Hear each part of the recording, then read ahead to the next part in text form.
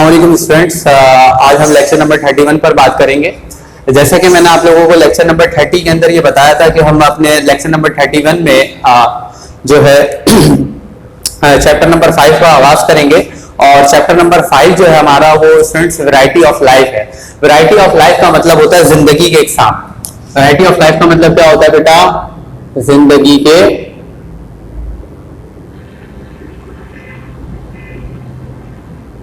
इकसाम।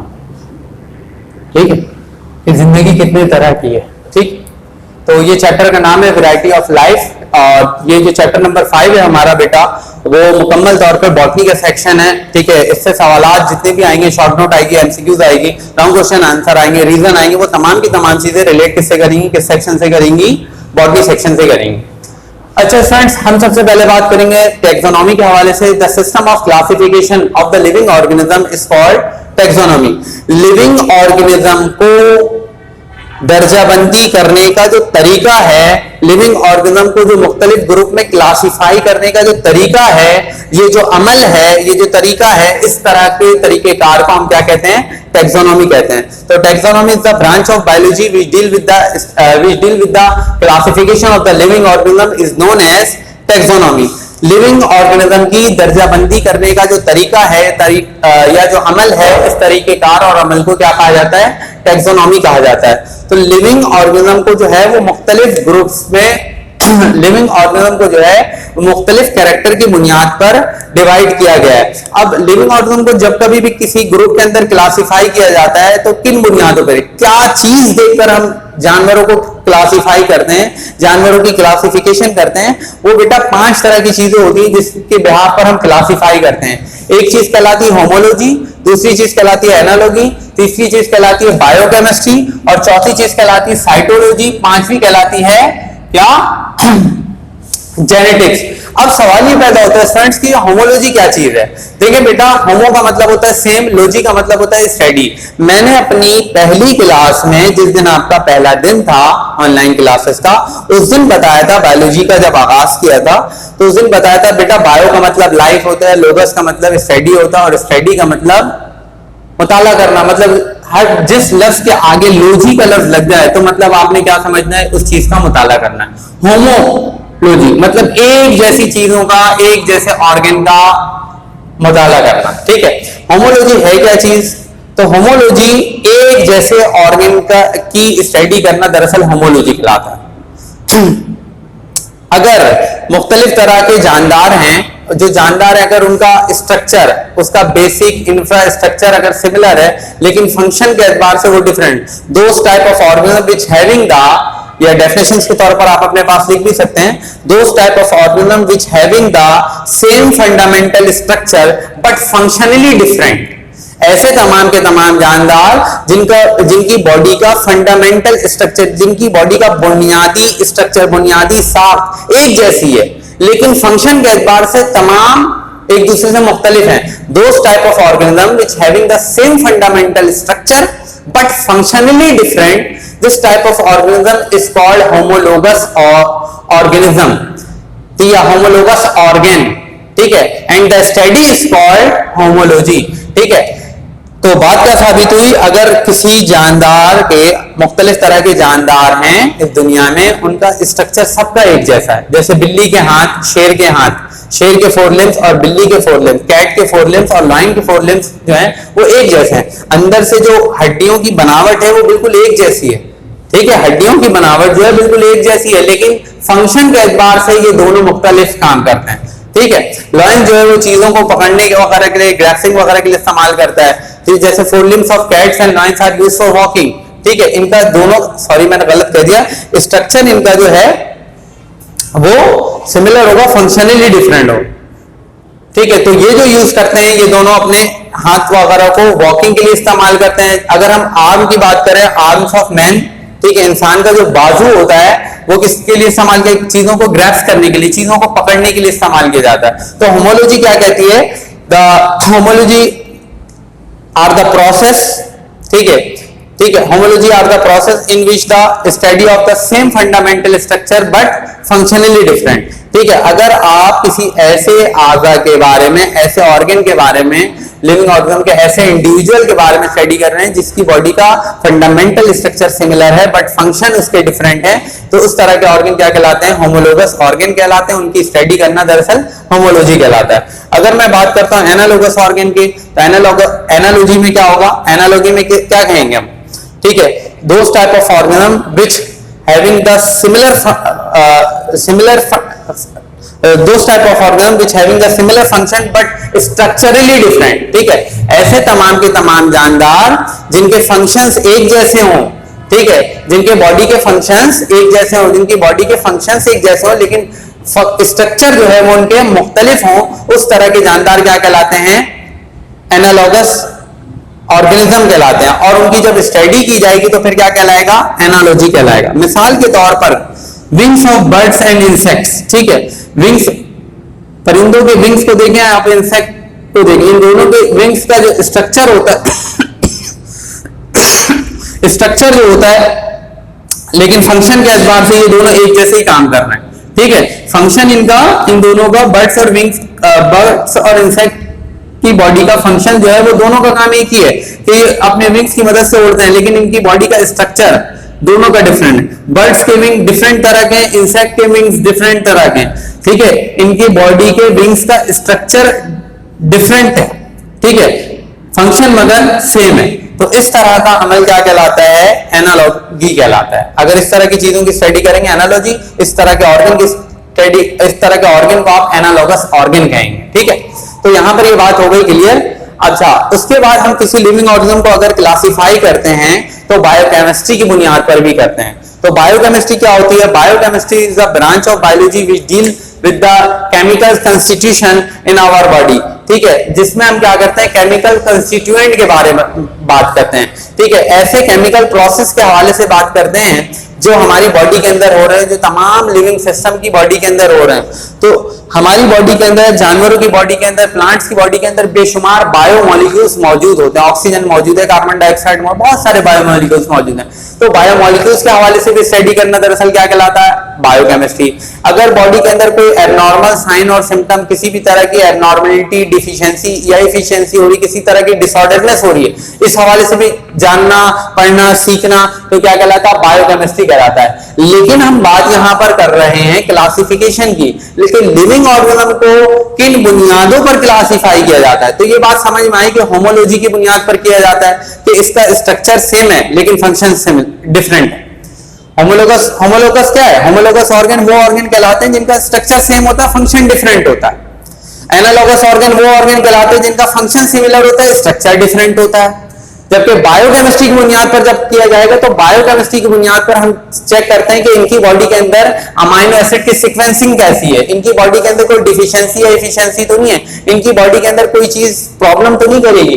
तो बायोकेमिस्ट्री में हमारे पास दो तरह की चीजें आ जाती हैं, एक क्रोमेटोग्राफी आ जाता है और एक इलेक्ट्रोफोरेसिस कहलाता है। ठीक है, दो तरह के प्रोसेस हैं ये बायोकेमिकल प्रोसेस होते हैं, ये दरअसल टेक्निक है।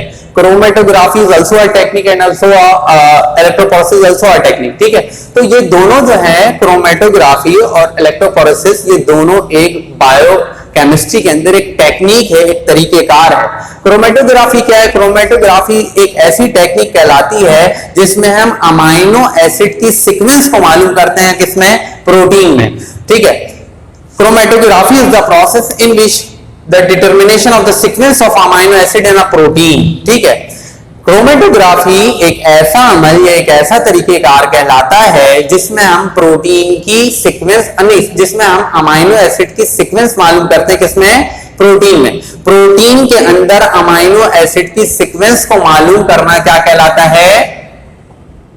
ठीक है, प्रोटीन के अंदर अमाइनो एसिड की सीक्वेंस को मालूम करना दरअसल क्रोमेटोग्राफी कहलाता है। ठीक है, इसके अलावा हमारे पास इलेक्ट्रोफोरेसिस जो है वो, ये भी एक जो है वो टेक्निक है, बायोकेमिकल टेक्निक है।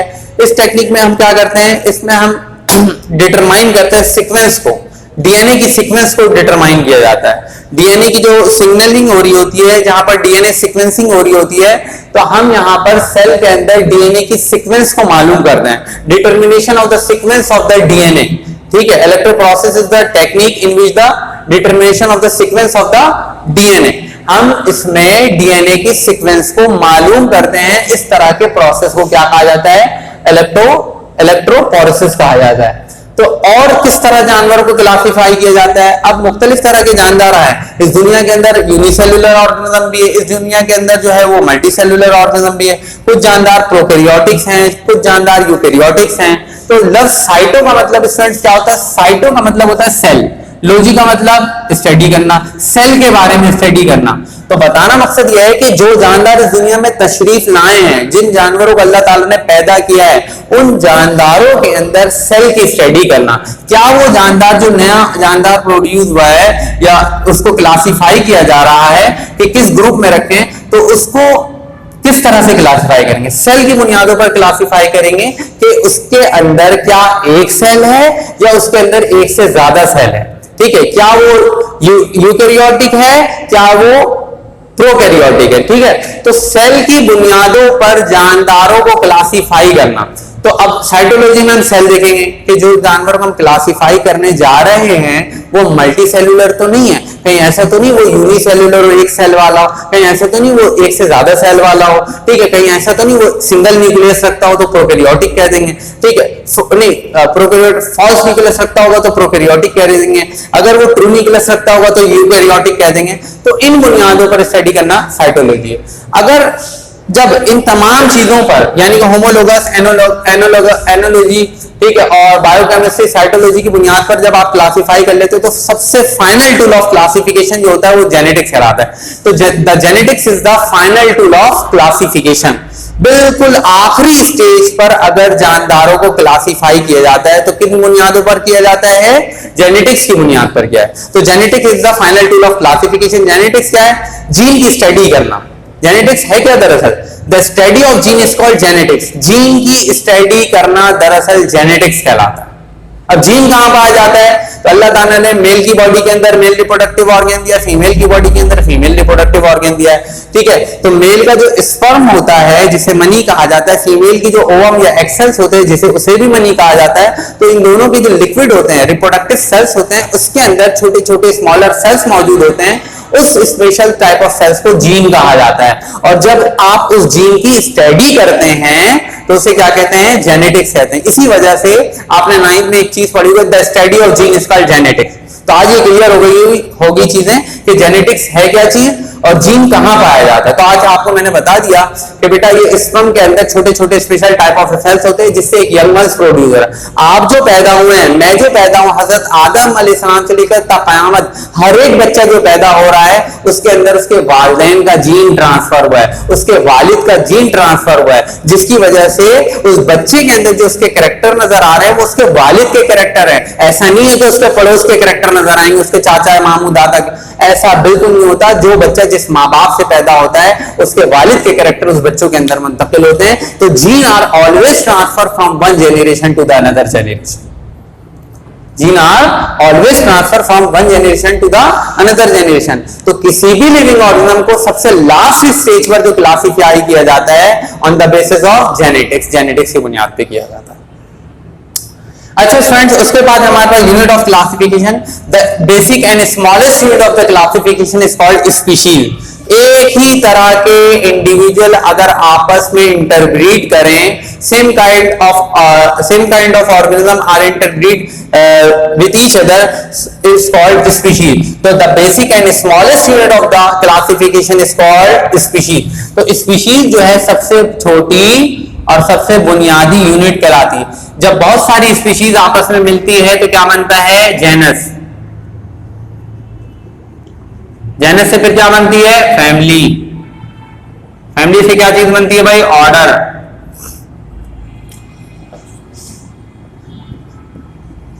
ऑर्डर से क्या बनता है भाई? Class.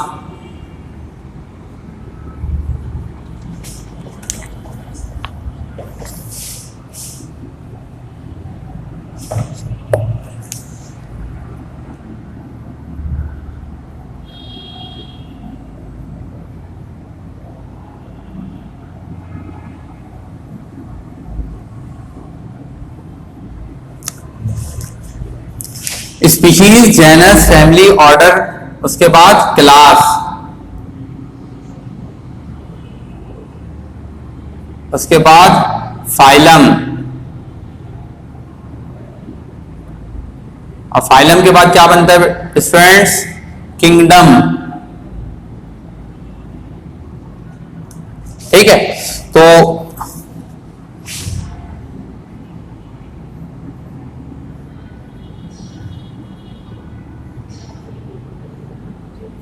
the basic and smallest unit of the biological classification is called species. Species जो है सबसे छोटी और बुनियादी और स्मॉलेस्ट यूनिट कहलाती है लिविंग क्लासिफिकेशन की। किसी भी जानदारों को सबसे स्मॉलेस्ट और छोटे लेवल पे, छोटे दर्जे पर जब क्लासिफाई किया जाता है वो स्पीशीज कहलाती है। ठीक है, the species is the basic unit of biological classification. Species is the smallest and basic unit of the biological classification. बात एक ही है।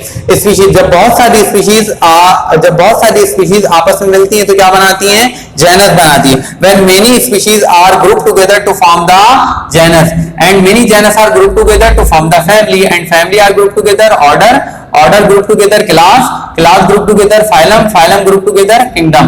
ठीक है, तो इस दुनिया के अंदर सबसे बड़ा जो किंगडम होता है वो किंगडम एनिमैलिया है। तो इस दुनिया के अंदर जो भी चीजें निकली हैं या जो भी चीजें बनी हैं, अगर बनी है तो स्पीशीज से बनी, स्पीशीज से जेनस बना, जेनस से फैमिली बनी, फैमिली से ऑर्डर बना, ऑर्डर से क्लास बना, क्लास से फाइलम, फाइलम से किंगडम।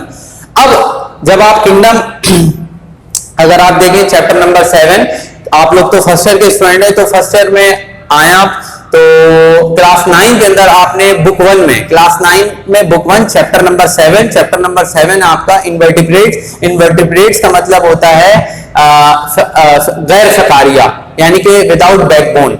ठीक है, इन्वर्टिब्रेट्स का मतलब क्या होता है? Without backbone. तो उसके अंदर आपने फाइलम प्रोटोजोआ पढ़ा होगा, मुख्तलिफ तरह के फाइलम पढ़े होंगे।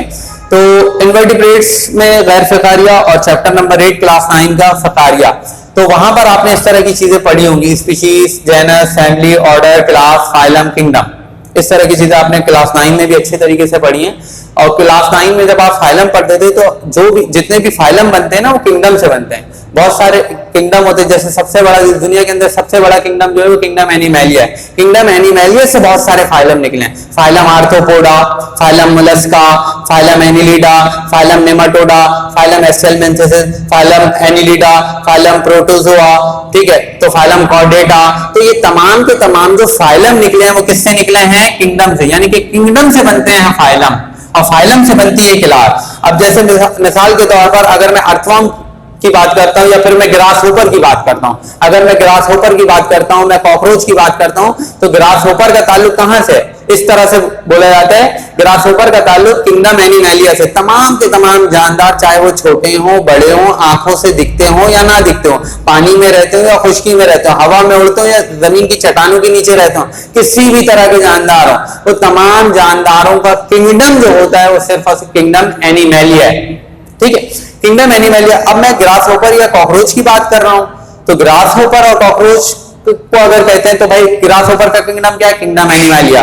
ग्रास होपर का फाइलम क्या है? फाइलम, फाइलम आर्थ्रोपोडा, क्योंकि जॉइंटेड लेग्स होते हैं।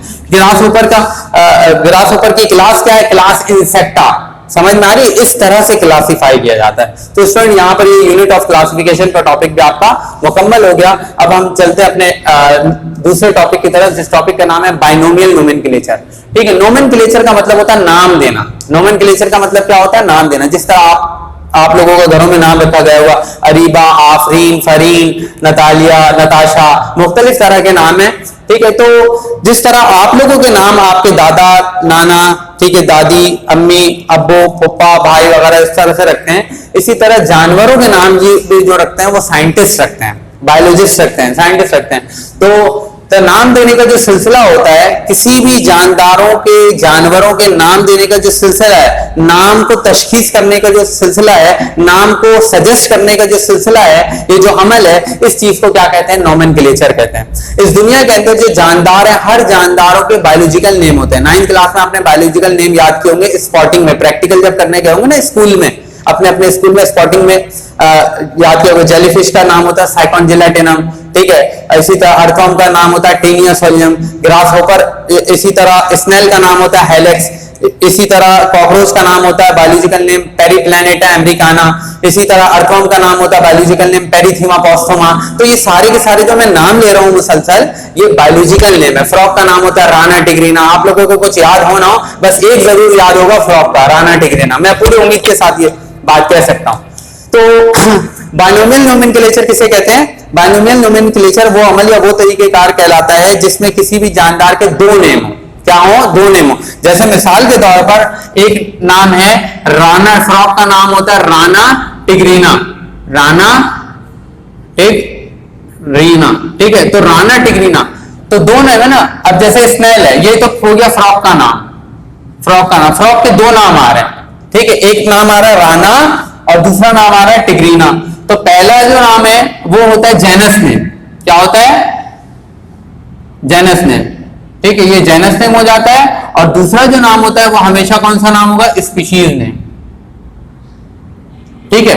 अब बहुत से ऐसे जानदार है जिसका सिंगल नेम होता है, जैसे स्नेल। स्नेल, स्नेल का मतलब होता है घोंगा। इसका जो बायोलॉजिकल नेम होता है वो सिंगल होता है, हेलेक्स। इसका जो बायोलॉजिकल नेम होता है वो क्या होता है? हेलेक्स। मिसाल के तौर पर हेलेक्स, इसका बायोलॉजिकल नेम सिंगल है, तो ये एक है, एक ही नाम है, इसका सिर्फ एक ही नेम है, ठीक है। बहुत से ऐसे जानदार हैं जिनके दो नाम होते हैं, बायोलॉजिकल नेम दो होते हैं, ठीक है। अगर प्लांट्स है, प्लांट्स में भी बायोलॉजिकल नेम है, ठीक है। एनिमल्स है तो उनमें भी बायोलॉजिकल नेम है। तो बहुत से जानदारों के नाम जो दो होते हैं और बहुत से जानदारों के नाम सिंगल होते हैं। जिनके दो नाम होते हैं, जैसे दो नाम से मतलब नाम एक ही है लेकिन दो हिस्सों में, राना टिग्रीना पूरा कहेंगे तो दरअसल एक नाम बनेगा, ठीक है। जो फ्रॉग का नाम है राना टिग्रीना, ठीक है। तो इसके दो नाम मिलकर एक नाम बन रहा है। तो पहला नाम जो होगा वो क्या होगा? Genus name. दूसरा नाम होगा स्पीशीज नेम। दोनों नाम के नीचे अंडरलाइन करना जरूरी है, क्योंकि ये कौन से नेम है? बायोलॉजिकल नेम है, जोलॉजिकल नेम है। तो दोनों नाम के नीचे अंडरलाइन करना जरूरी है। और जेनस नेम का पहला अल्फाबेट जो है वो कैपिटल होना बहुत जरूरी है। अगर आप कहीं बायोलॉजिकल नेम लिखे, जैसे ब्रासिका, मस्टर्ड प्लांट का बायोलॉजिकल नेम होता है ब्रासिका कंप्रेस्टिस, तो ब्रासिका का बी जो है हमेशा बड़ा आएगा और कंप्रेस्टिस का सी जो है वो छोटा आएगा। और इन दोनों को जो है पहले वाले लफ्ज को आप कैपिटल में लिखेंगे, दूसरे वाले को स्मॉल में लिखेंगे और थोड़ा सा इटैलिक में लिखेंगे। इटैलिक का मतलब समझते हैं? ऐसा, जैसे राना आप लिख रहे हैं ना, तो राना को थोड़ा सा लेटा दें, खुद नहीं लेटना है, ठीक है। राना इस तरह से आपने लिखना, थोड़ा सा इटैलिक टिल्ड करके लिखना है। तो स्टूडेंट्स ये हो गया नोमेनक्लेचर आपका। तो नोमेनक्लेचर को, नोमेनक्लेचर जो नाम देने का सिलसिला है, इस चीज को जिस साइंटिस्ट ने सबसे पहले इंट्रोड्यूस करवाया था उस साइंटिस्ट का नाम है लीनियस। क्या नाम है? Linnaeus, LINNEOUS। तो लीनियस नामी साइंटिस्ट का नाम याद रखिएगा, जिसने नोमेनक्लेचर, जानवरों के नाम देने का सिलसिले का आगाज किया था। नाम देने का सिलसिला सबसे पहले जिस साइंटिस्ट ने सजेस्ट किया था, डिस्कवर किया था, उस साइंटिस्ट का नाम लीनियस है। ये बात एमसीक्यूज में आपसे पूछूंगा स्टूडेंट। तो इंशाल्लाह इस वायरस का टॉपिक स्टूडेंट हम अगली नेक्स्ट क्लास में स्टार्ट करेंगे।